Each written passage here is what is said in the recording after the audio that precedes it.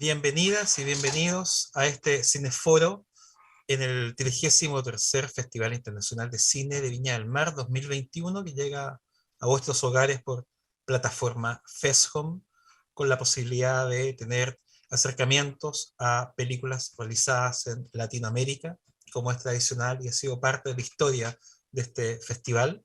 En este minuto estamos haciendo un foco especial en colaboración con la Embajada de Bélgica en Chile. Muchas gracias a Emanuel Dienga y a Andrea López, que han hecho posible también esta colaboración, donde tenemos tres películas donde se producen cruces y miradas desde familias y de ciudadanos en Bélgica, cineastas con origen latinoamericano o con descendencia desde Latinoamérica y que filman en Bélgica para mirar problemáticas que en Latinoamérica.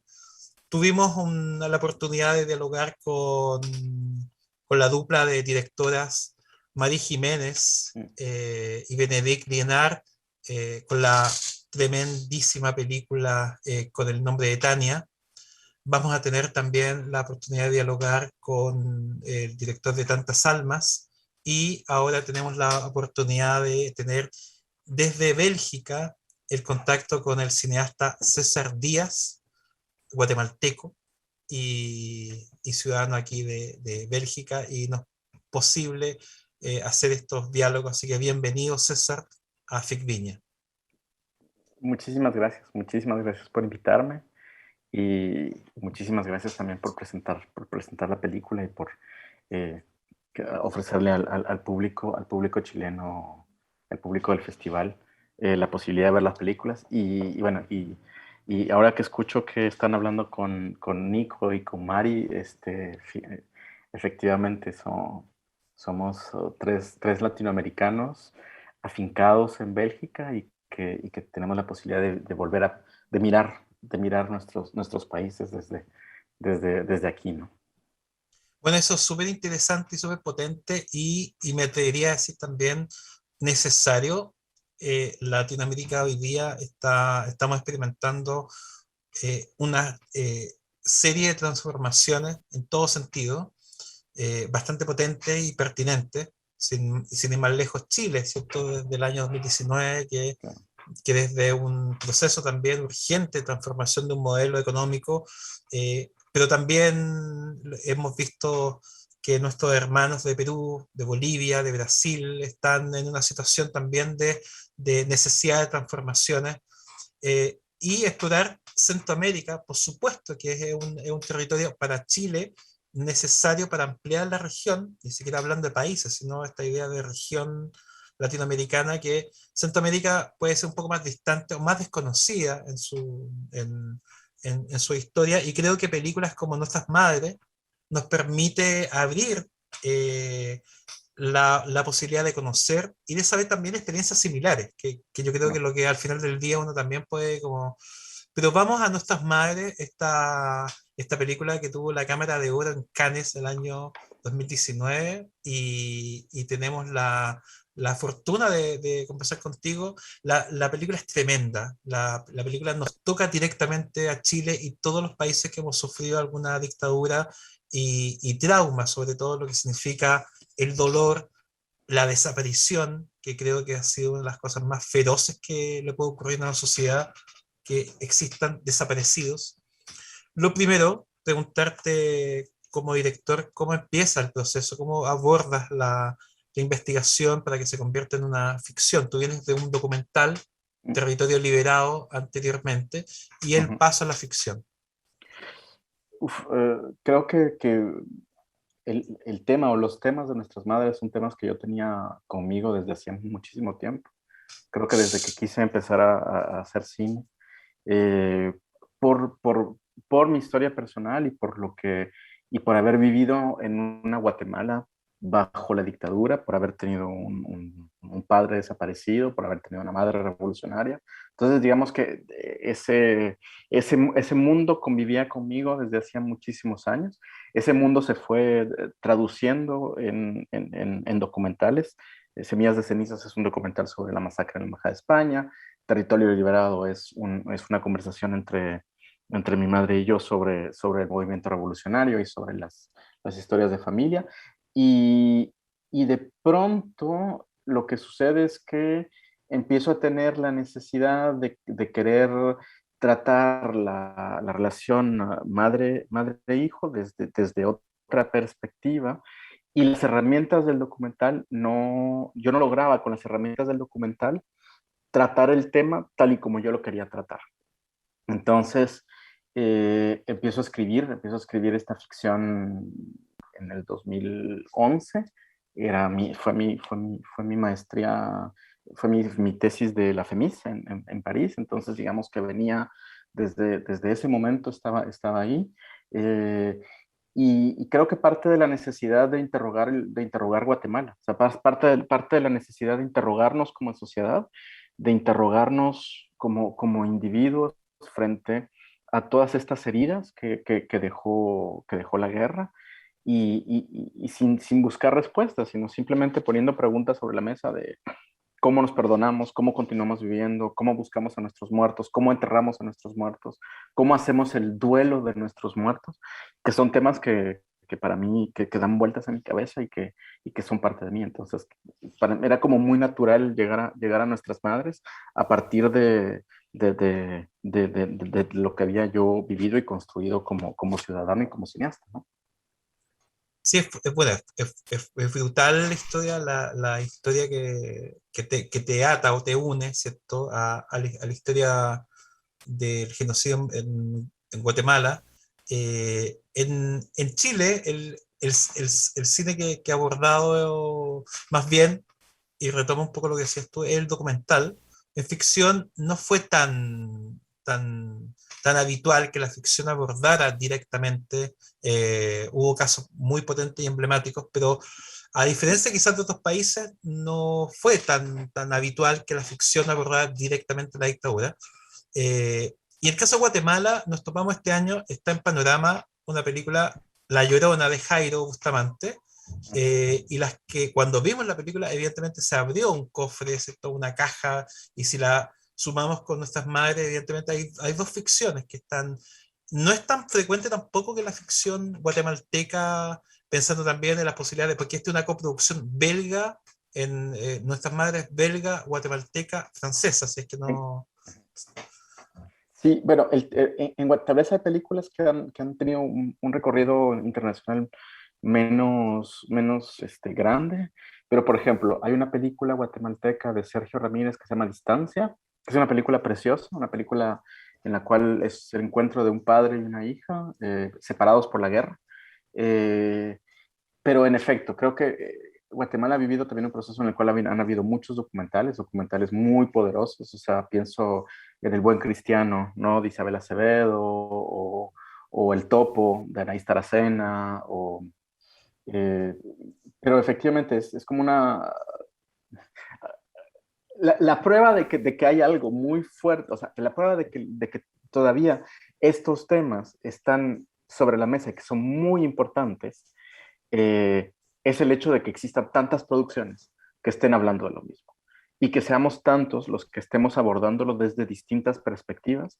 Creo que eso lo que nos habla es que hay una herida abierta que necesita ser hablada y que necesita ser este, pues tratada, porque si no vamos a seguir dándole vueltas. O sea, creo que el hecho de que Jairo haga La Llorona y que yo haga Nuestras Madres es una afortunada coincidencia, pero nos habla de algo muy triste en el país, que quiere decir que no hemos logrado o sea, pasar a otra cosa, que seguimos dándole vueltas. Y yo creo que seguimos dándole vueltas porque la justicia no ha llegado. O sea, si existiera un proceso de justicia transicional Totalmente. en el cual los culpables fueran juzgados y tuvieran la condena que tengan que tener, que se les diera resarcimiento a las víctimas, que supiéramos dónde están los desaparecidos, que entregaran los cuerpos, que abrieran los archivos militares, pues no estaríamos tal vez haciendo esto, tal vez estaríamos haciendo otras cosas.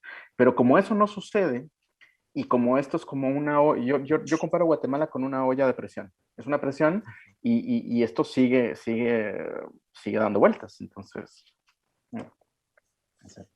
Hay una película que no sé si la ubicas tú, que se llama El Pacto de Adriana, de Lisette Orozco, de Sí. habla de una familiar de ella, de una tía, que Uh -huh. no solamente colaboradora, sino que participó en crímenes y en tortura. Y esa película permitió destapar un poco, siguiendo lo que tú dices, permitió destapar algo que no se entendía, porque durante mucho tiempo no se sabía, porque todavía tenemos detenidos desaparecidos. Destapó lo que son los pactos de silencio. Y los pactos de silencio es que personas se van a llevar a la tumba, lamentablemente, el paradero de, del resto de familiares, de más de 3.000 familias. Entonces, es brutal. César, y la ficción, el personaje de Ernesto, que es con el que moviliza finalmente el buscar y el tratar de darle sentido, porque no encontrar los restos de alguien, no saber dónde está tu familiar, es algo brutal, una condena de por vida. Y Ernesto, el personaje Ernesto moviliza, ¿cierto? La posibilidad de saber dónde están o dónde finalmente tener respuestas de sentido de llegar al padre, ¿cierto? ¿Cómo fuiste hilando el personaje con el actor, escribiendo? ¿Cómo fue ese proceso creativo de la escritura y luego a la elección del actor? Que me imagino que tiene algo delicado porque hay una fibra también interna familiar directa, entonces te lo pregunto porque tiene además ese componente un poco más frágil o más sensible. Sí, sí, sí. Fue un proceso con coincidencias afortunadas. Una muy buena amiga mía trabajaba en la Fundación de Antropología Forense, donde filmamos además, y que nos acompañó. Y en esa época el personaje de Ernesto era un estudiante y no tenía, era un personaje que flotaba mucho porque no estaba anclado en una realidad concreta, más allá de ser un estudiante. Entonces, y hablando con ella que era una antropóloga, que es una antropóloga forense, hablando de los casos que ella llevaba poco a poco, yo empiezo a hilar cosas y digo, es que si este personaje estuviera aquí, ella que además su padre es un caso emblemático en Guatemala de alguien que asesinaron en plena luz del día y demás, o sea, y ella contándome cómo ella entregaba los restos a las familias y el proceso, yo tuve una iluminación, entonces de pronto dije, no, el personaje tiene que trabajar ahí, entonces, aunque sea demasiado evidente, entonces empecé a hacer como una investigación en la fundación y me di cuenta que la gran mayoría de las personas que trabajaban en la fundación tenían familiares de desaparecidos, tenían un vínculo profundo con la historia, entonces era como su manera de poder seguir buscando desde este sitio. Esa fue una primera coincidencia. Entonces, cuando yo hablo con la fundación y les digo, quiero que ustedes sean parte de esto, me abrieron las puertas. O sea, yo pasé semanas en esa fundación solo observando, viendo cómo se manipulan los huesos, cómo se hace un examen de ADN, qué es lo que sucede cuando entregas restos a familiares, cuáles son los procedimientos. Y, y bueno, eso ayudó un montón al guión. Eso ayudó también que el guión fuera como muy preciso. O sea, cómo se toma un testimonio, y también ayudó a encontrar cuáles eran los obstáculos que este personaje tenía que pasar y cómo iba a ir más allá de los límites, porque él va más allá de los límites, ¿no? Eso fue por un lado una coincidencia afortunada, ¿no? Y lo del actor fue difícil porque yo en algún momento quise trabajar con actores naturales. Y entonces empecé a hacer un gran casting. Después de ver muchísima gente, no encontramos a la persona adecuada. Hago una lectura del guión y de pronto me doy cuenta que el guión es un guión demasiado escrito, ¿no? Entonces, que iba a ser difícil para un no actor. Entonces, bueno, la industria más grande y más cercana que tenemos es Guatemala y además históricamente tenemos vínculos muy fuertes porque el gran exilio guatemalteco fue en México. Entonces, este acento raro que tenemos muchos de los que hemos regresado a Guatemala podía ser perfectamente, digamos, que fuera un actor mexicano no hacía tanto ruido, ¿no? Que si hubiera sido un actor de otro lugar. Y cuando yo hacía castings muy raros, porque no hacía leer a nadie, sino solo me sentaba con la directora de casting me hacía citas, y entonces yo me tomaba café con los actores y actrices, mis preguntas eran como, bueno, ¿y tú cómo manejas tus duelos?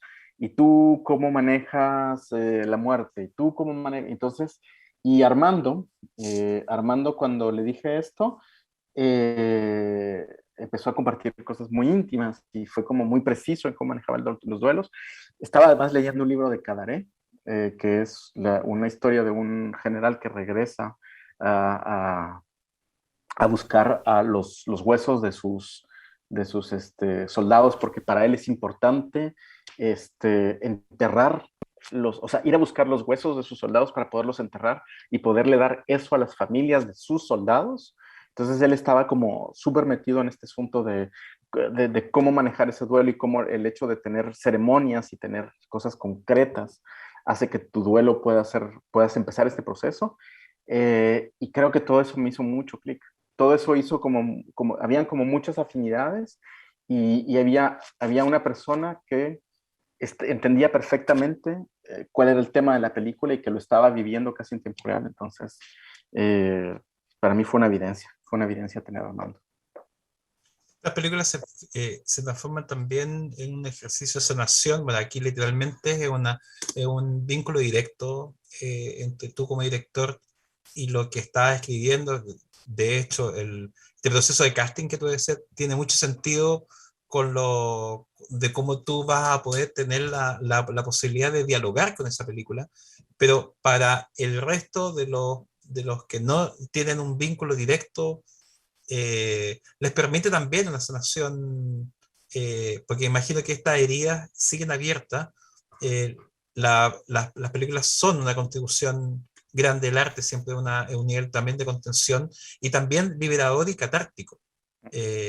Y estas películas, evidentemente, donde hay, como tú dices, procesos que están detenidos, clausurados. En Chile sabemos muy bien de eso, de procesos que estuvieron muertos durante mucho tiempo en los tribunales de justicia, y sin embargo aparecen documentales y aparecían películas que se adelantaban a los casos. Y hay películas emblemáticas. De hecho, te nombré alguna, pero también está otra que queremos decir también muy importante. No sé si la conoces, se llama El Mosito, de Marcela Said, de una persona clave que también permite como articular también investigación. Entonces, sea documental o sea ficción, la película evidentemente también se transforma en una posibilidad de sanación, no de cura, pero sí por lo menos hablar y abrir el tema, que yo creo que lo peor que le puede pasar a nuestra sociedad es que esto se sepulte nuevamente. Claro, claro. Yo creo que para Guatemala ha sido un poco esto. Para Guatemala ha sido un poco, o sea, y tanto nuestras madres como La Llorona ha sido parte de ese proceso catártico, ha sido parte de ese proceso en el cual eh, las personas hay personas que han podido hablar, hay personas que incluso hay personas que decían, yo nunca me atreví a decir que mi familiar era un desaparecido por miedo. Entonces, el hecho de que esto se hable públicamente y que esto se ponga sobre la plaza pública, permite a mucha gente poder hablar y eso es justamente lo que necesitamos y eso justamente es parte del sentido de hacer cine también y si es parte del sentido, es parte de que esto sea un proceso colectivo y que podamos ir a ver una película juntos y que la veamos en esta hora y media en esta sala oscura y que después de esa sala oscura podamos dialogar y que la gente pueda dialogar con la película y que después de eso podamos dialogar con nosotros. Entonces, si no hubiera habido COVID, o sea, si el COVID no existiera, yo debería estar haciendo una gira en Guatemala con la película, en comunidades golpeadas por la violencia, lo cual para nosotros era súper importante, porque implicaba llevar también la película a los sitios donde la violencia fue lo más duro durante la guerra y durante la dictadura. Entonces, creo que ese proceso hay que seguirlo haciendo, ¿no? O sea, ese proceso hay que seguir y permite, incluso en la comunidad donde nosotros filmamos, que fue una comunidad también golpeada por la violencia. De hecho, la historia de la película, en buena parte es la historia también de la comunidad con cambios, evidentemente, pero la película también permite que la comunidad también cuente su historia y nos la cuente solo a nosotros, sino también se la cuente al mundo entero. Entonces creo que en ese sentido hay como varios niveles de diálogo que cada uno es tan necesario como el otro y es como una escalera que se va armando para poder alcanzar esta sanación que tú dices, ¿no? Y considerando que hay zonas, todos nuestros países latinoamericanos son sumamente centralistas, ¿cierto? Todo sucede en la capital y el imaginario es la capital, pero hay muchas zonas rurales y muchas zonas fuera del centro que cada vez son más invisibles o fueron muy invisibles. Entonces, si estos relatos además no se llega a hacer, por ejemplo, el cruce o esta gira que en un minuto tú hagas el encuentro con estas comunidades y abras este puente entre la película, la memoria y esta comunidad, que imagino que también está dentro de este campo invisible, ¿cierto? Las comunidades rurales y sobre todo las comunidades alejadas del centro siempre están marginadas en todo sentido. Entonces, cobra mucho sentido que se pueda hacer. Ojalá cuando lo permita las condiciones sanitarias que nos tienen estas condiciones. Bueno, de hecho, tú estarías, César, haciendo este cineforo aquí en Valparaíso, en Viña del Mar, disfrutando de este océano maravilloso que nos provee de mariscos y de viñedos que nos proveen de vinos exuberantes.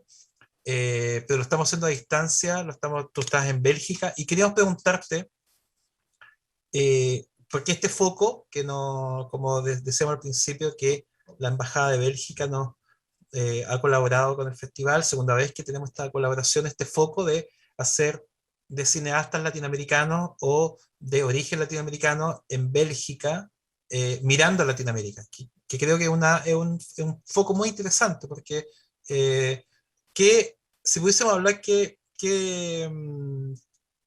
cambio, qué permea la posibilidad de estar en Europa o estar en Bélgica mirando ahora a Latinoamérica a distancia. Sé que esa distancia no es visitar Latinoamérica, sino que nunca se abandona, digo. No es turismo lo que uno hace, por el contrario, hay una cosa profunda, atávica, con el origen y sobre todo con nuestras sociedades que han sido tan marcadas. Pero te lo digo ahora pensando en tu condición de ciudadano o estando allá en Bélgica, que cambia, que permea, que contribuye. Yo creo que varias cosas. Básicamente esta película, si Bélgica no la hubiera arropado, esta película no existiría. Porque Guatemala, o sea, y también si me tardé tanto en hacerla, fue justamente porque Guatemala no tiene ley de cine, no tiene fondo de cine, no tiene, entonces, digamos que todo era súper complicado a partir del momento en el cual se intentó hacer desde Guatemala, porque por todas las opciones de coproducción que existen, que las opciones de coproducción latinoamericanas, si no, tú no vives en un país que tenga un fondo, una ley y demás, son muy, muy complejas. Entonces, en el momento en el cual Bélgica lo arropó, digamos que el camino fue posible para empezar y para mí tenía sentido también porque, digamos que yo viví aquí, yo estudié aquí, y bueno, y ahora vuelvo a vivir aquí de nuevo por razones familiares, pero tenía como mucho sentido también decir que ciudadanos, o sea, personas que hemos venido de otros lugares, nos convertimos en ciudadanos activos de estos países europeos, pero no olvidamos quiénes somos. Entonces, no olvidamos cuál es nuestro origen y a partir de ahí podemos tener como esta mezcla que me parece súper interesante porque yo participo digamos que en el cine belga, soy parte de la comisión, soy parte y quiero filmar en francés en algún momento y demás, pero también yo soy quien soy y no puedo solo olvidarlo y borrarlo y decir, bueno, ya, todo eso lo olvidé y se acabó a partir del momento en el cual te dan un pasaporte de otro país, ¿no? O sea, eso no existe. Creo que también lo que me ayudó un montón fue, bueno, el estudio, el saber, el poder estudiar cine, que tampoco era posible en Guatemala en ese momento. Cómo escribir un guión, cómo se hace un guión, cuáles son, tener personas con las cuales tú puedas debatir sobre este objeto, ¿no? Y que te puedan apoyar en hacerlo, en mejorarlo y que te puedan dar notas y devoluciones. Y yo creo que la distancia y la historia. O sea, digamos, yo creo que si yo hubiera vivido en Guatemala, esta película hubiera sido completamente distinta. Porque la distancia que te permite también poder decir la manera en la cual estamos resarciendo a las víctimas tal vez no es la correcta, la manera en la cual el dinero entra en juego cuando las víctimas están ahí tal vez no es la correcta. Creo Ujú. que también todas esas reflexiones vienen del hecho de estar afuera y no estar en este cotidiano, que el cotidiano guatemalteco es abrumante, como cualquier cotidiano latinoamericano, ¿no? O sea, con todo lo que sucede todos los días es como... Y creo que dar dos pasos para atrás y permitirme observarlo desde ahí me da como esta posibilidad también me da esta posibilidad de ir a buscar eh, cuáles son, de conocer mejor a estos personajes. Es contradictorio lo que digo, pero conocer mejor a estos personajes, estar fuera me ayudó mucho más que estando dentro, porque sus recorridos emocionales y todo lo que hacía historia y todo lo que hacía cine, ¿no? Y la otra cosa también creo que también nos da es la historia. Creo que, digamos que la historia europea ha estado marcada también por, por grandes heridas y grandes guerras y la manera en la cual ellos han logrado eh, poner sobre la mesa y sanar estas heridas o tratar de sanar estas heridas, ¿no?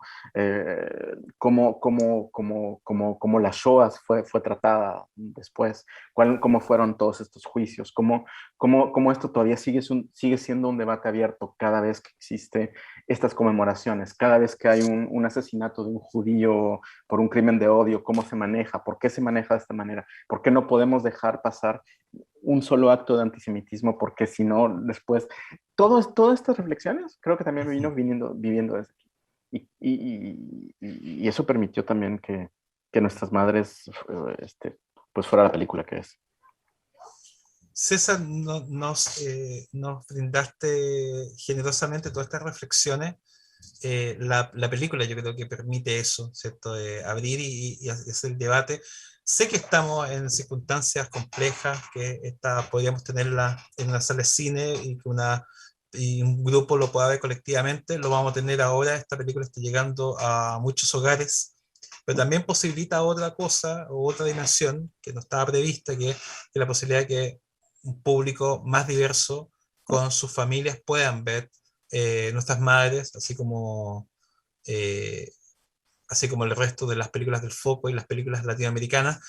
Y lo que vamos a notar es que la selección de películas de este año está de alguna manera, condice los tiempos, es decir, está de alguna manera escuchando a lo que está, a las voces de los tiempos, que necesitamos hablar, necesitamos hacer visible lo que siempre estuvo en el margen, lo que siempre estuvo fuera de la luz.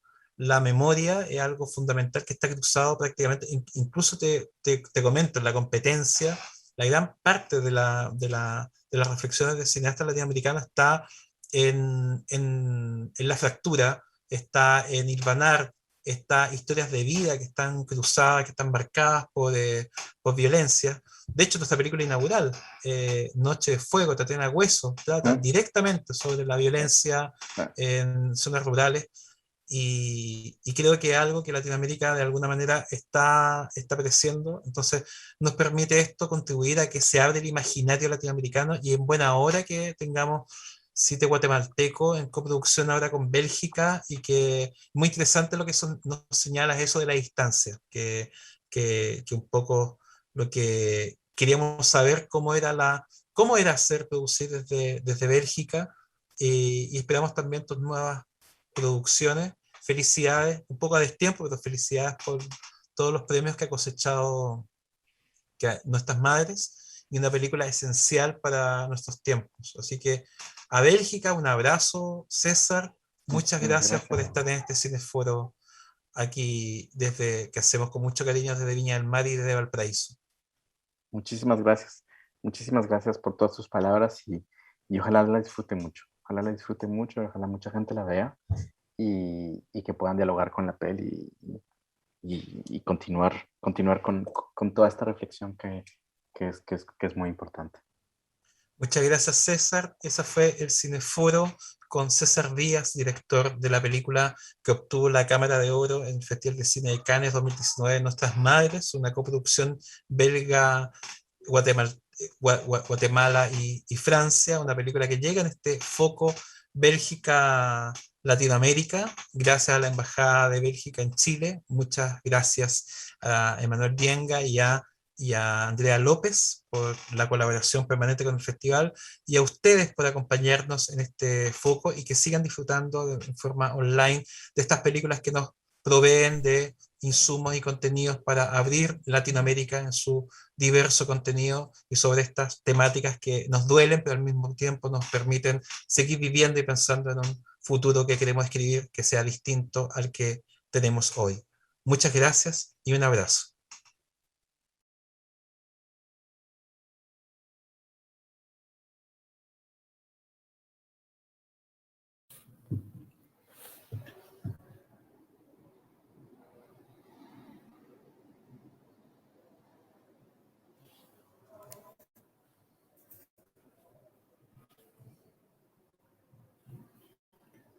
Bienvenidas y bienvenidos a este Cineforo, que es parte también de Diálogos de Cine, de la 33ª versión del Festival Internacional de Cine de Viña del Mar, que estamos realizando el año 2021 en una modalidad sumamente especial. Por un lado, estamos con contenidos online, pero al mismo tiempo estamos haciendo presencialidad, lo cual nos tiene bastante entusiasmados. De hecho, en este minuto nos encontramos en una de las salas emblemáticas de la región de Valparaíso y de Chile, que es parte de la red de salas de cine de Chile, que se llama Insomnia Teatro Cóndor, que es un espacio de 107 años que hoy día se encuentra restaurado y que funciona como cine sumamente activo y que es sede oficial de FICViña 2021.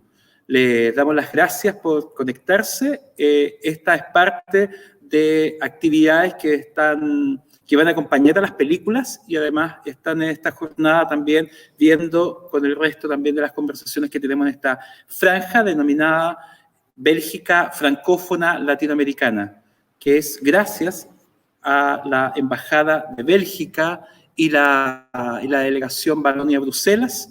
En primer lugar, agradecemos a Emanuel Dienga por su entusiasmo y su compromiso junto a Andrea López, que han hecho posible que tengamos estas conexiones, que creemos que el imaginario latinoamericano es mucho más allá que simplemente los países o las circunscripciones territoriales administrativas, sino que tiene que ver con el imaginario. Y precisamente esta muestra, que compone 3 películas, es parte de eso, para observar y mirar las visiones cruzadas que tienen sus realizadores. Les queremos invitar a esta conversación y le queremos dar la bienvenida a Nicolás Rincón, director de Tantas Almas, una de las 3 películas que componen este foco Bélgica francófona latinoamericana. Bienvenido, Nicolás, desde Bruselas. Hola, Claudio, muchas gracias por esta acogida, por el interés y por estar en ese festival. Estoy muy contento, me pone muy contento por mostrar la película ya.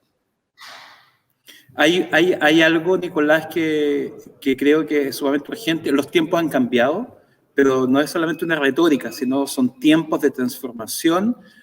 Como lo hemos dicho en todas las presentaciones, se ha corrido el cerco del sentido común. Tarde, pero se ha corrido. Gracias a movimientos sociales, gracias a demandas sociales, que hoy día podemos hablar de muchas cosas que fueron normalizadas o por lo menos no eran parte del debate.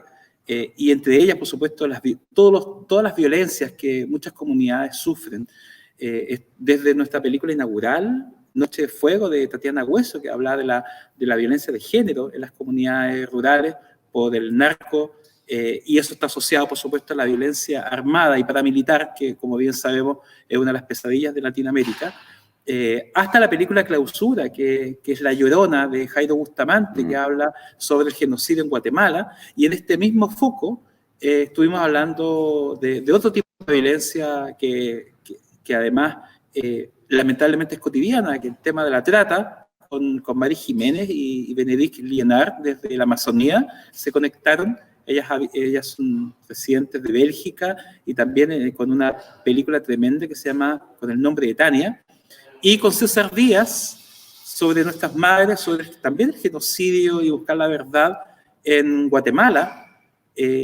Por lo tanto, hay una energía hoy día que el cine es parte de la expresión de poder buscar esa verdad, pero también hacer visible esas violencias que estuvieron normalizadas o que han sido parte de Latinoamérica. En Tantas Almas aparece otro tipo de violencia que muchas películas han explorado lateralmente, tangencialmente, y tú me puedes decir también tu apreciación. O el cine también mainstream y las series han también explotado de una forma también espectacular, ¿cierto? Como que la violencia, tanto ver violencia en Colombia o tanta vez violencia en Latinoamérica se vuelve casi normalizada, ¿cierto? Como un espectáculo. Sí. Entonces, si podemos hablar sobre, primero, cómo llegaste a abordar y la investigación para llegar a la película Tantas Almas, y luego qué significa hoy día tu visión de cómo se ha llevado estos procesos de pacificación, desarme, en una zona tan conflictiva, en el sentido que existen muchas fuerzas que están operando al mismo tiempo.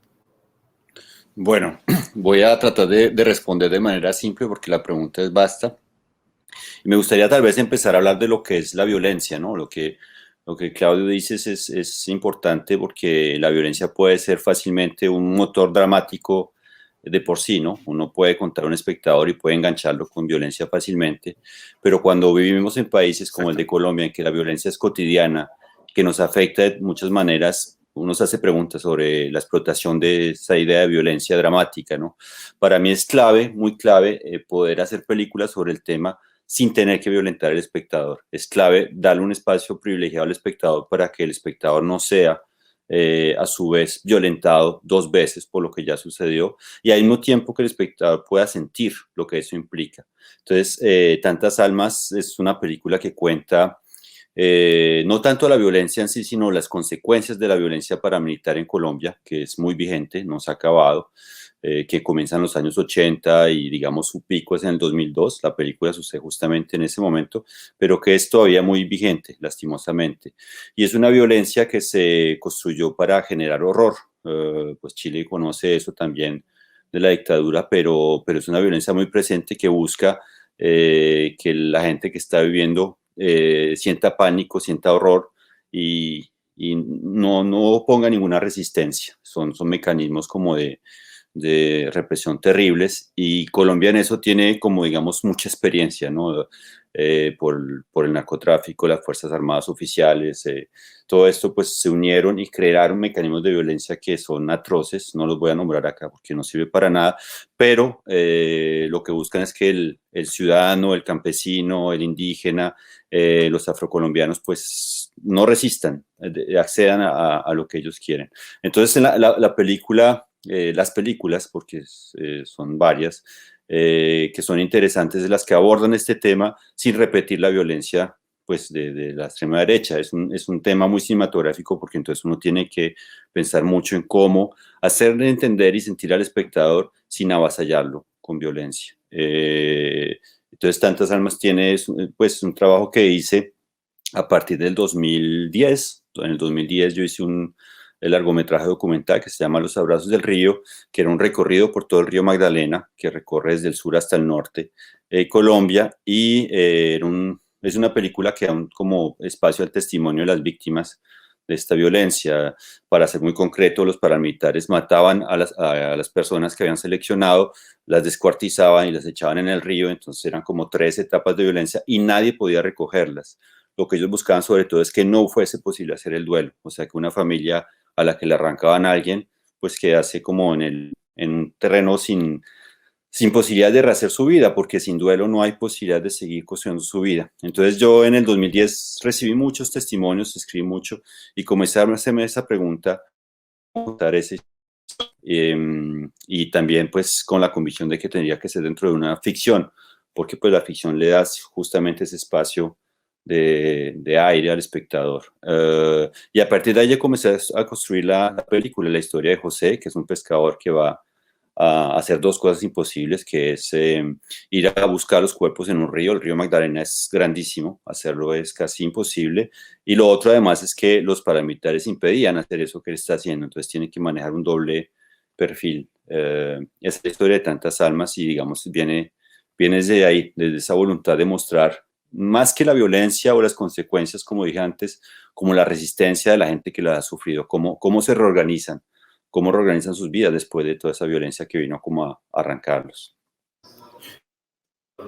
Quizás uno de los elementos que nos deja el autocine, digamos, el que convierte esto en un espectáculo, es que uno se quedara con la idea que esto es temporal, es decir, que estos acontecimientos espectaculares y peripecias que hacen desde detectives o bandas o la intervención que tuvo Estados Unidos en Norteamérica contra el narcotráfico, lo hemos visto en series y en películas, dejan como una sensación como que son grandes hazañas de grandes personas, cuando en Tantas Almas y en muchas otras películas aparece el ciudadano y la ciudadana cotidiana, y ese tiempo cotidiano que es la huella de la violencia. Y pese que hay violencia, se tiene que sobrevivir, se tiene que comer, se tiene que luchar, se tiene que ir a la escuela, se tiene que hacer vida comunitaria. Entonces, una de las cosas que nos deja, o que nos permite entrar, más que nada, más que nos permite entrar Tantas Almas a ese tiempo cotidiano, a esa resistencia que tú dices, que es una resistencia política, finalmente. Y lo otro, algo brutal que nos toca, que nos golpea a Chile, así como prácticamente, lamentablemente, a toda Latinoamérica. Ahora, hace poco tuvimos el diálogo con César Díaz por el genocidio en Guatemala, pero algo que nos golpea directamente, que es la desaparición. Es decir, miles de familias que no tienen ni siquiera el mínimo consuelo humano básico de saber dónde están los restos de su ser querido, que fue, además, sin saber la verdad de cómo fueron sus últimas horas o sus últimos segundos.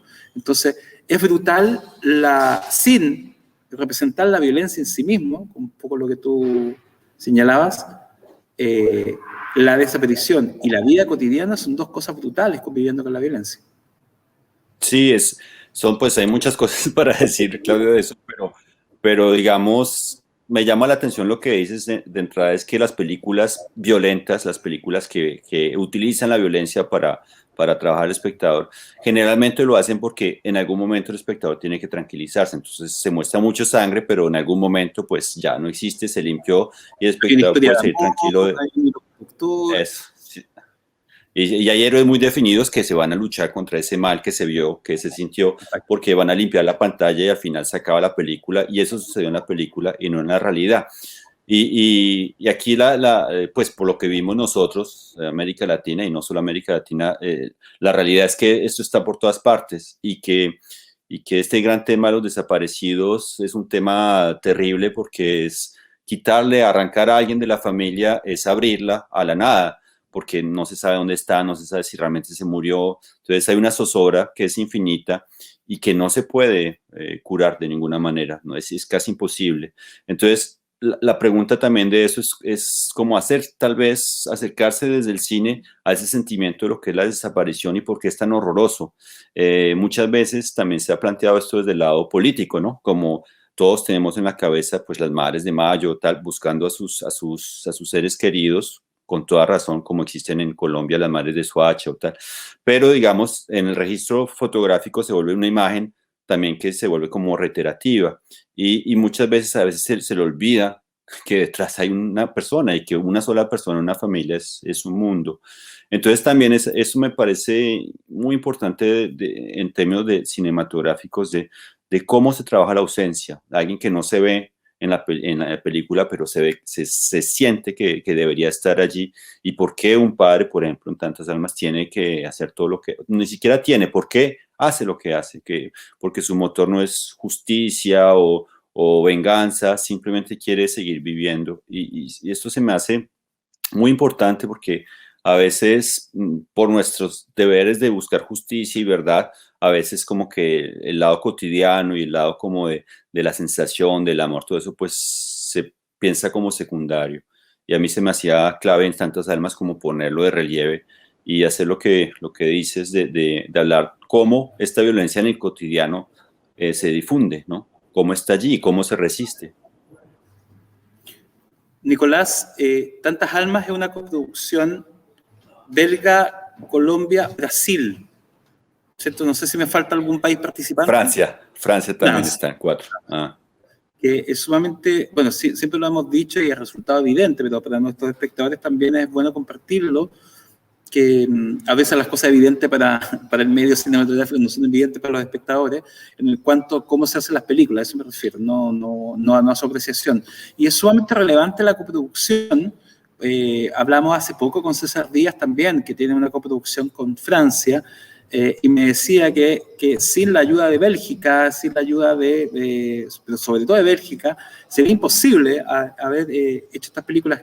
Que la pregunta o la conversación, si podemos hacerla como en dos caminos. Uno, tú como residente en Bruselas hace mucho tiempo, ¿cómo te ha permitido mirar Colombia? ¿Cómo te ha permitido mirar tu territorio, la violencia o los problemas, más que situarnos y focalizarlo en la violencia, sino el día a día y las tensiones que hay en Colombia? Y último, si podemos conversar de cómo permitió también la participación de Bélgica para la realización de la película. Sí, pues comenzaría diciendo que como cineasta, pues la distancia para mí en estos momentos es como algo que me permite trabajar, por ejemplo, algo que me permite ir y venir y repensar las cosas. Cuando uno no vive en el país, yo soy colombiano, pero pues desde hace 20 años estoy en Bélgica, me vine aquí a estudiar cine en Lanzas, en la escuela de cine de acá, y esa distancia me permitió como replantear cosas que no sabía cuando estaba viviendo en Colombia. Cosas que tal vez sentía pero que no tenía muy claras, y ya con la distancia uno observa un poquito más el panorama global y como logré determinar algunas cosas con más precisión. Esa distancia también puede ser problemática, ¿no? Porque muchas veces, pues en algún momento de mis 20 años entendí que el país estaba cambiando, el país que dejé, y tenía que aceptarlo. Entonces también hay algo ahí como que puede ser contraproducente, que es esos lados de la nostalgia del país que uno dejó y que ya ni siquiera existe más, todo esto, ¿no? Pero en términos de cine por ahora me ha permitido como volver a observar cosas con cierta, con otra perspectiva. Creo que sobre todo eso, sobre lo que me permite trabajar. Y bueno, Tantas Almas sí se hace, lo que sí existe en Colombia, que yo sé que no existe en Guatemala, es un fondo de cine nacional, que es el Proimágenes, que es un fondo de cine que tal vez no hay tanto dinero como los cineastas colombianos quieren, pero pues quién tiene todo ese dinero, pero sí es un fondo muy claro, muy transparente, que funciona muy bien desde hace 20 años, justamente desde que yo me fui, nació, y que ha permitido como el cine colombiano proyectarse y repensarse con tiempos, sobre todo, porque antes se tenía que hacer de manera muy urgente. Entonces, con ese fondo ya es algo, un pilar muy importante, y lo otro obviamente para mí es Bélgica, porque siempre he hecho las películas desde aquí. El editor con el que trabajo es un amigo mío que vive en Bélgica, Cedric Sunen. El ingeniero de sonido es otro amigo que vive acá también, Vincent Noy, con el que ya hemos hecho 4 o 5 películas. Entonces el equipo es belga en gran parte. Y entonces hay como una asociación normal. Lo único que es muy complicado es que no existen tratados de coproducción entre Colombia y Bélgica. Entonces, en términos de ficción, es imposible hacer una coproducción así sin un país tercero, como es el caso de Francia, que Francia sirve de puente para este tratado de coproducción. Yo sé que Chile tiene un tratado de coproducción con Bélgica, entonces esto no es problema. Entonces fue, digamos, en términos del montaje de la producción de la película, no fue evidente hasta el puro final, porque en realidad se hizo con toda la energía del fondo y la productora colombiana, Manuel Ruiz y Héctor Ulloque, de Medio Contención.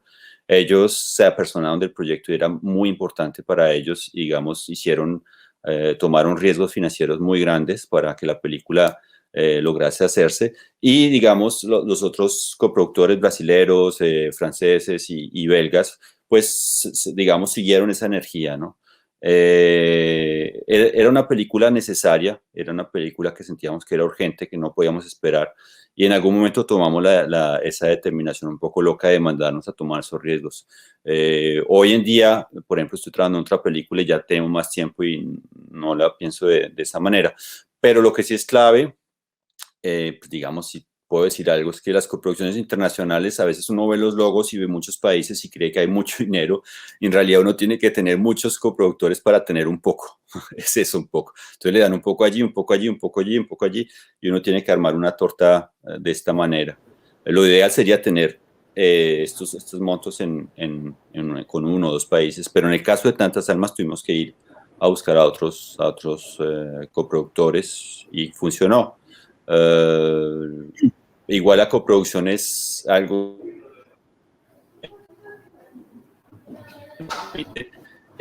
las expectativas, ¿no? Es como un arma de doble filo, pues. Nicolás, por último, ¿has tenido la oportunidad de tener diálogo con los públicos, cineforos, encuentros, feedback de la recepción tanto en Bélgica como en Colombia? Es curioso porque la película pues la filmamos en el 2018 y su premier fue en Busan, en Corea, en el 2019. Y tuvo una vida de festivales que duró, festivales online presenciales que duró 5 meses, creo, ¿no? Desde octubre hasta marzo que se cerró. Y eso como cineastas, pues igual es la pandemia, pero fue algo así como que la vida de la película quedó truncada porque yo fui a Colombia en marzo del año pasado porque la película iba a salir en salas y una semana antes pues se cerró todo, la película quedó allí. En Bélgica lo mismo, y la película quedó allí, pero pues pude mostrarla en otros lugares y seguir mostrándola y lo que me parece, pues que me llena de satisfacción es sentir que un público coreano o italiano o marroquí entiende la película sin tener que entender como todos los meandros de la situación política. Digamos, eso es un tema muy universal, la desaparición, la resistencia pacífica, la resistencia del cotidiano. Y ahora lo que sucede, que es genial, es que ahorita la película sale en Colombia finalmente en cines el 16 de septiembre. Yo ahorita voy a salir este domingo, salgo para allá, para estar todo el mes allá acompañando la película. Y en octubre sale en Bélgica. O sea, tuvimos que esperar año y medio para que la película volviese al espacio de salas, pero pues yo hice esta película pensando en la sala, pensando, es una película con plano secuencia, que sucede en la oscuridad, donde hay un trabajo con el sonido, y es una película que cuando yo en la pandemia la veía en pequeño decía, pues funciona de mitad, porque yo la pensé como dándole un lugar privilegiado al espectador.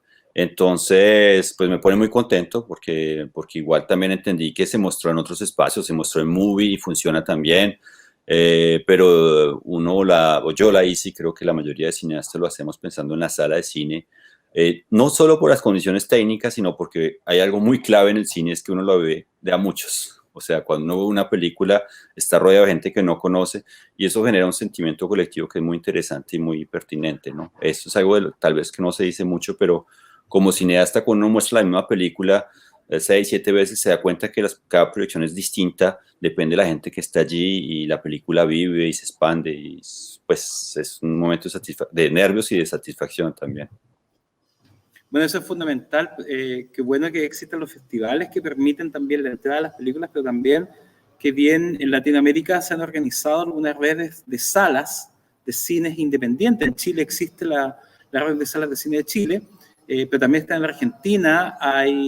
Tuvimos la oportunidad de ir a Colombia hace 2 años, invitado por un Divo, un gran festival en 2019, sí, donde conocí también una red de salas pequeñas, donde también, bueno, la pandemia las golpeó, como a todas salas independientes, las golpea muy duramente, pero lo importante es que existen espacios también donde se pueda generar esto presencial.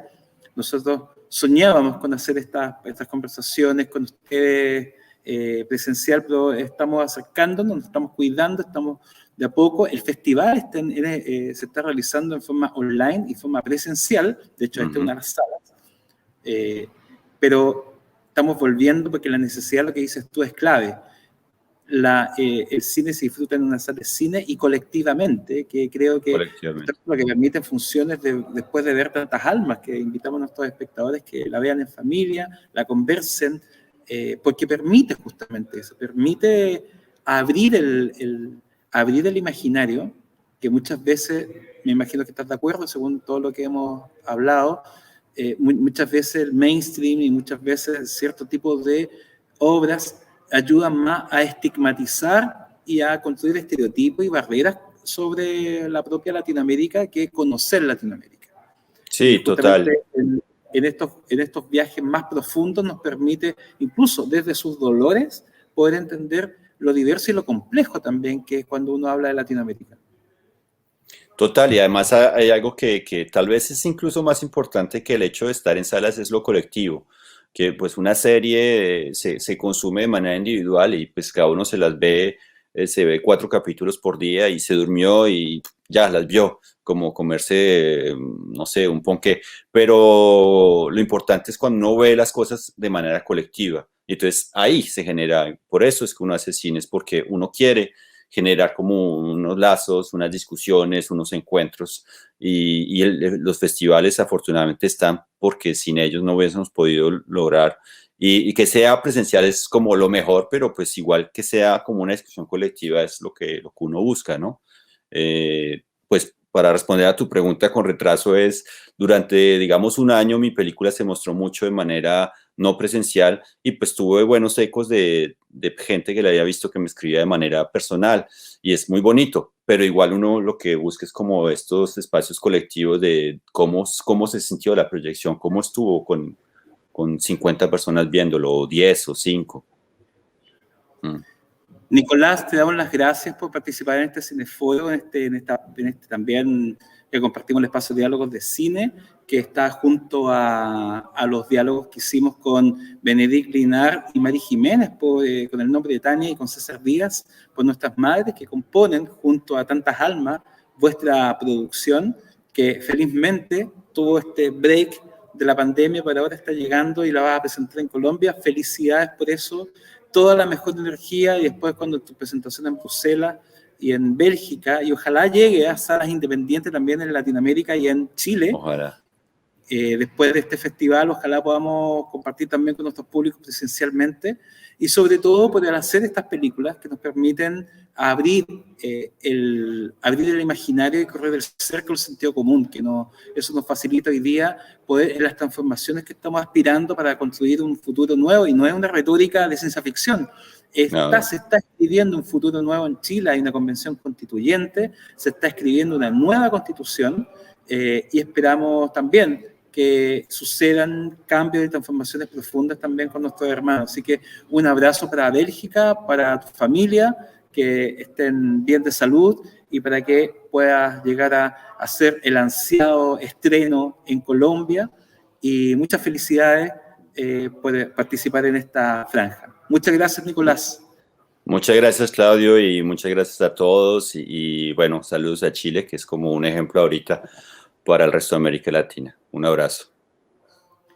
Eso fue el diálogo de cine, el cineforo también que tuvimos con Nicolás Rincón, director de Tantas Almas, en esta franja francófona Bélgica, Latinoamérica. Así que muchas gracias, la Embajada de Bélgica y la delegación Valonia Bruselas, Emanuel Dienga y Andrea López, y a todos ustedes que nos han estado acompañando, y que vean el resto de la franja y el resto de FIC Viña. Hasta pronto y muchas gracias, y sigan disfrutando del festival online y presencial.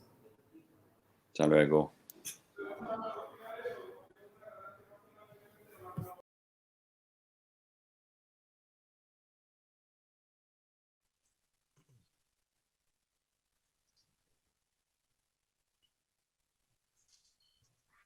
Bienvenidas y bienvenidos a este cineforo del 33º Festival Internacional de Cine de Viña del Mar, que está llegando a través de ustedes a vuestros hogares en la modalidad online con la plataforma FESCOM, que este año 2021 tenemos la posibilidad de ofrecer una amplia gama de producciones realizadas en Latinoamérica, y podemos acercar a vuestros hogares a pesar de las imposibilidades que nos da estar completamente presenciales como quisiéramos. Este año volvemos a contar con la colaboración de la Embajada de Bélgica en Chile, y con la colaboración de Manuel Dienga y de Andrea López, que han sido colaboradoras de este festival nuevamente. El año 2016 tuvimos la primera experiencia de contar con una muestra de residentes en Bélgica, o de familias latinoamericanas en Bélgica, o ciudadanos belgas que tienen descendencia o tienen familia latinoamericana, con una muestra, y esa muestra hoy día se extiende y tenemos el placer y el orgullo de tener 3 títulos que vamos a hacer, cada uno va a tener un cineforo, y es la posibilidad de comentar los cruces, las posibilidades de los cruces que se producen entre nuestras culturas, nuestras sociedades, en especial de películas pensadas y hechas en Latinoamérica, pero con cineastas que habitan, viven o son belgas o con familia o descendencia de Latinoamérica.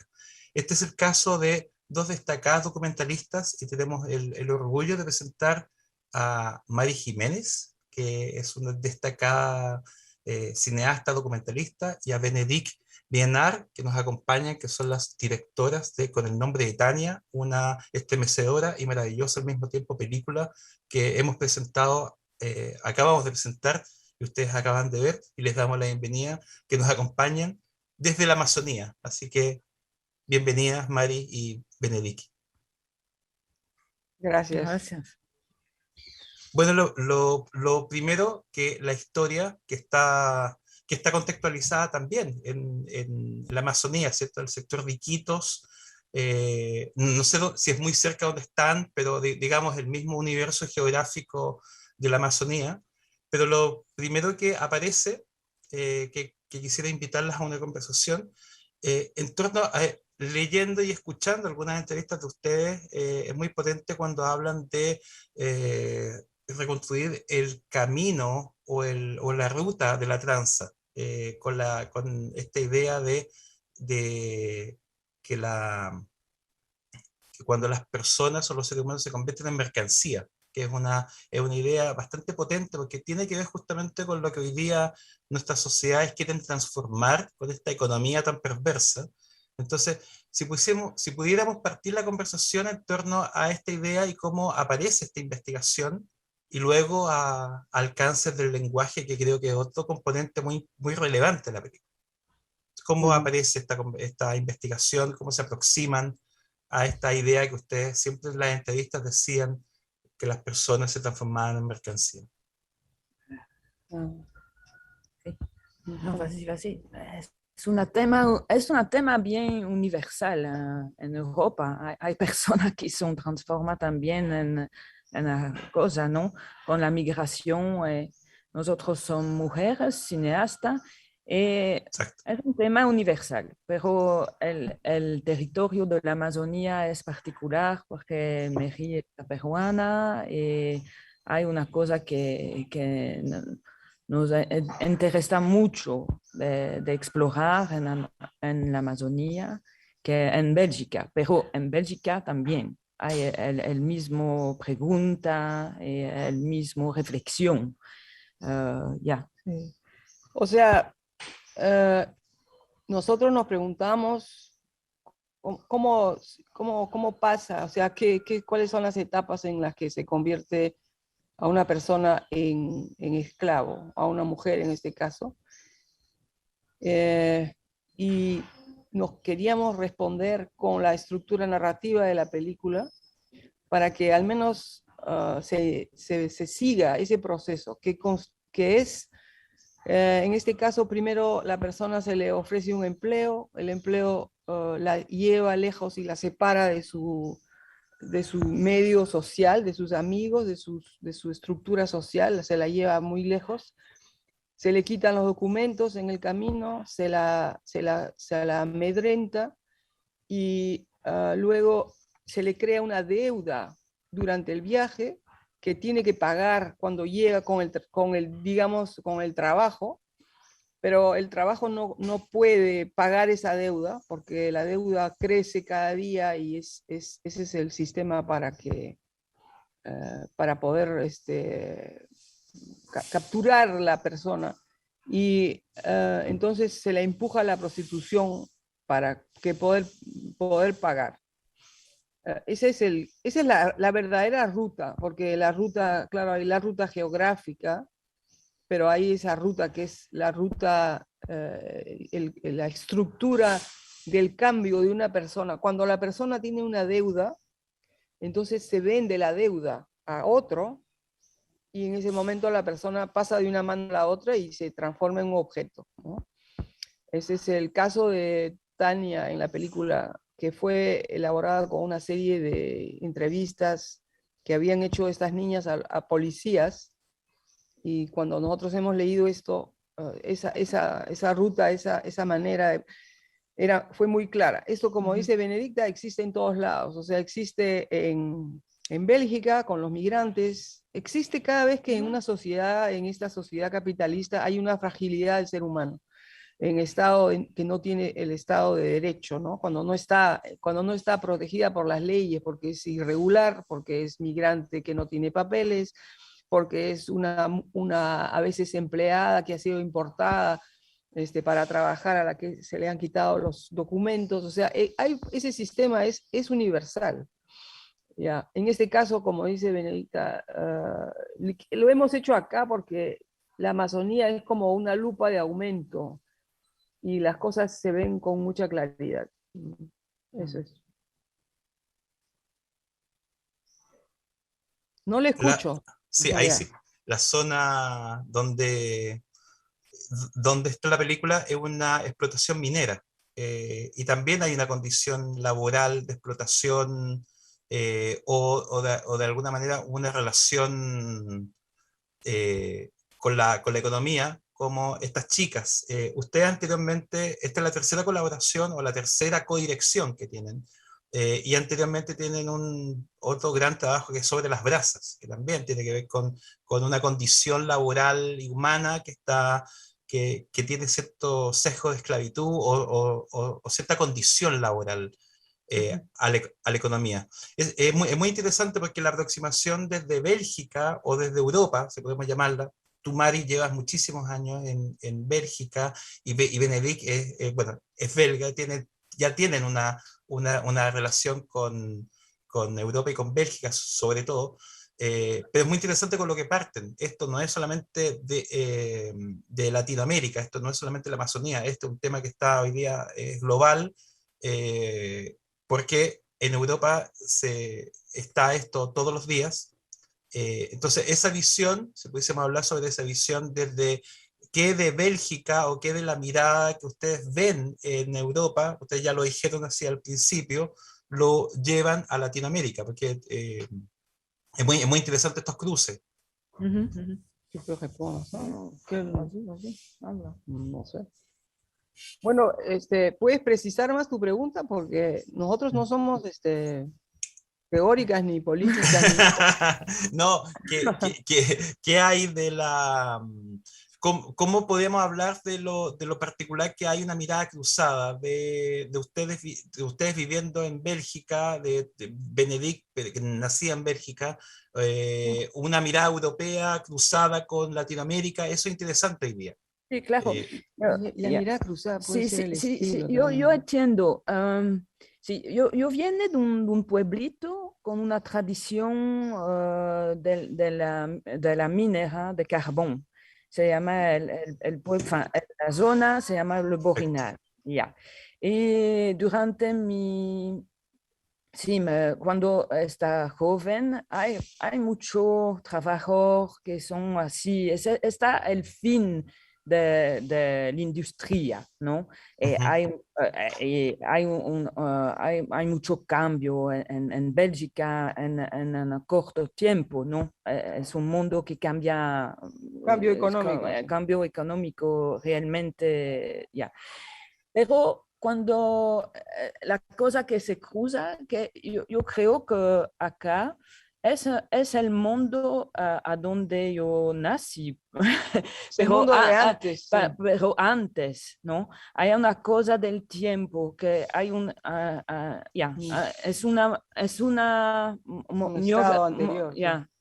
movimiento en el tiempo, pero las cosas son realmente bien cerca. Hay otras cosas que es el cine. Necesita nueva historia, nueva forma, nueva corpus y de venir acá es una posibilidad de abrir una nueva visión para mí. porque no es si confortable de estar en Amazonía por una belga como a mí. Tú sales de ta zona de confort, ¿ok? Yo creo que la creación necesita realmente de salir de esa zona de confort, pero la necesidad de hacer película está todo el misma, es con la gente, con un pueblo que no hay representación en la industria del cine, por ejemplo. Es súper importante para mí de estar con gente que no hay representación, no existe en el cine o en el mundo. Hay un montón de historias que son así, que necesitan de estar con el público, ¿no? Es una cosa de partage, de camino. Pero realmente en la vida, cuando tú sales de ta zona de confort, entre tú y los otros, es una zona bien humana, bien fácil para mí, porque el corazón es bien abierta y yo creo ahorita que es más fácil de hacer una película para mí con la gente acá, en el Perú, en la Amazonía, que en Bélgica, realmente. Es una otra parte de dificultad, pero con el corazón, con la libertad, hay una cosa que es más fácil. ¿Sabes? En Bélgica, en Europa, hay toda la pregunta del derecho a la imagen. No puedes no puede salir la cámara. Es complicado, hay una relación bien complicada ahorita y la confianza no es así. Pero acá es más fácil, hay una confianza, la cámara entra en la vida, ¿no? De gente. Generalmente durante 2, 3 meses es así, con una vida bien diferente, pero sí, así. ¿No? Muy potente, muy potente lo que nos dice Benedict de la creación, la necesidad de salir del lugar de confort. Y un poco también tiene que ver con lo siguiente que quisiéramos que conversáramos, el lenguaje de la película. Porque a diferencia de lo que uno...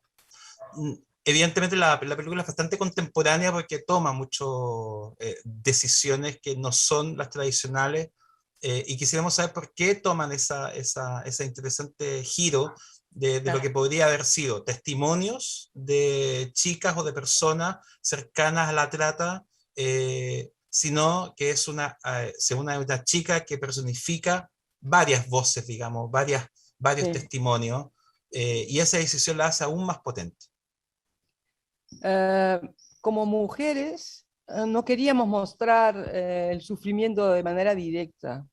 No queríamos mostrar a las chicas que ya tuvieran, por ejemplo, 40 años o 35 años, que hubieran salido de eso y forzarlas a regresar a esa experiencia dolorosa. No queríamos... La revictimización, como se dice. No queríamos eso. Entonces hemos pensado cómo hacer y ahí se nos ocurrió juntar todas las historias en una, ¿no?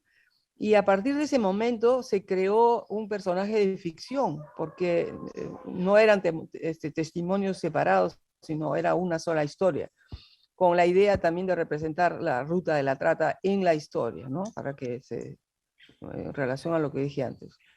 Y entonces pensamos, ¿cómo vamos a hacer?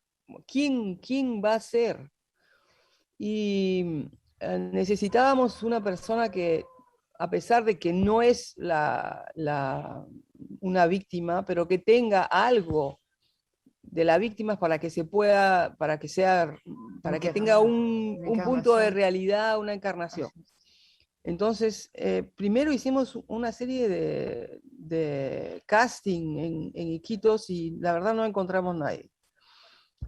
Porque las veíamos a las chicas, pensábamos, sí, por aquí no ha pasado ese dolor, por aquí no ha pasado la trata, ni el sexo. Y entonces nos acordamos que en nuestras búsquedas, antes habíamos estado en un albergue de niñas abandonadas, de niñas maltratadas, para entender justamente, para ver cómo es una víctima cuando cuando tiene 14, 15, 16 años y el mundo ha pasado encima de ella.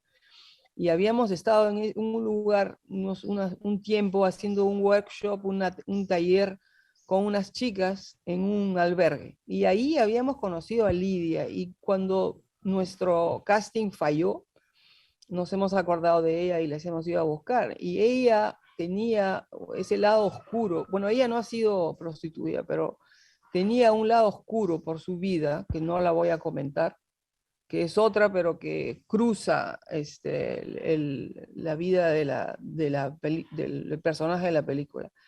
Y entonces fue difícil trabajar con ella porque era una chica que estaba malograda por la vida, que no tenía memoria, que se iba, ¿no? En su cabeza, lo que también nos gustaba, porque nunca estaba en el presente.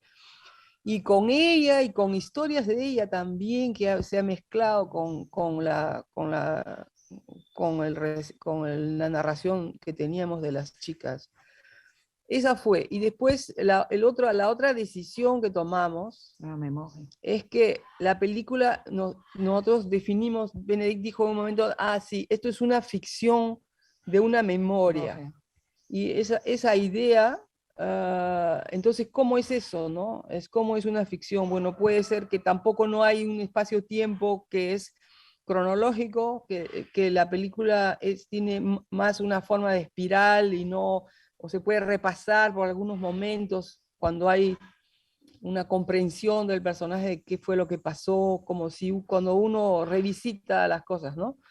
Y entonces decidimos de filmar con planos secuencias que se puedan poner en cualquier parte de la película, que se puedan cambiar de sitio, como un rompecabezas o como un dominó, ¿no? Y esas fueron las ideas. Y la tercera idea fue que le dijimos a la cámara, a la que hacía la cámara, que es una persona con mucho talento, Virginie Sourdey, que queríamos que ella filme en el presente. O sea que la cámara no podía nunca adelantar algo que sabe que va a pasar.